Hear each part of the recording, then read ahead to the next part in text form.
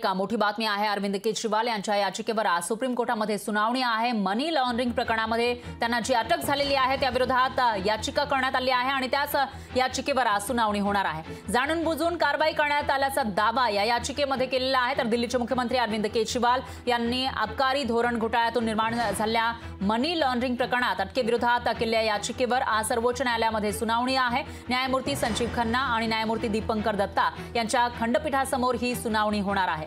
लोकसभा निवडणुकीची आदर्श आचारसंहिता लागू झाल्यानंतर अटकेची पद्धत आणि वेळ यावरून दिसून येते की विरोधी पक्षनेत्यांवर जाणून बुजून कारवाई केली जाते असा दावा केजरीवाल यांच्याकडून करण्यात आला आहे। त्यामुळे आज जेव्हा सुप्रीम कोर्टामध्ये या प्रकरणी सुनावणी होतीये त्यावेळेला नेमकं काय होणार आणि सुप्रीम कोर्ट याविषयी काय निर्णय देणार याकडे लक्ष असेल आणि त्याचबरोबर केजरीवालांचं सुद्धा भवितव्य त्यावरून ठरणार आहे। कारण एकीकडे बाहेर लोकसभेची निवडणूक आहे तर दुसरीकडे केजरीवाल आम आदमी पक्षाचे एक मोठे नेतृत्व सर्वे सर्वा दिल्लीचे मुख्यमंत्री हे जेलमध्ये आहे। त्यामुळे आजच्या या सुनावणीनंतर आता पुन्हा एकदा केजरीवाल यांना जेलमध्येच राहावं लागेल की ते बाहेर येतील तेही ठरणार आहे।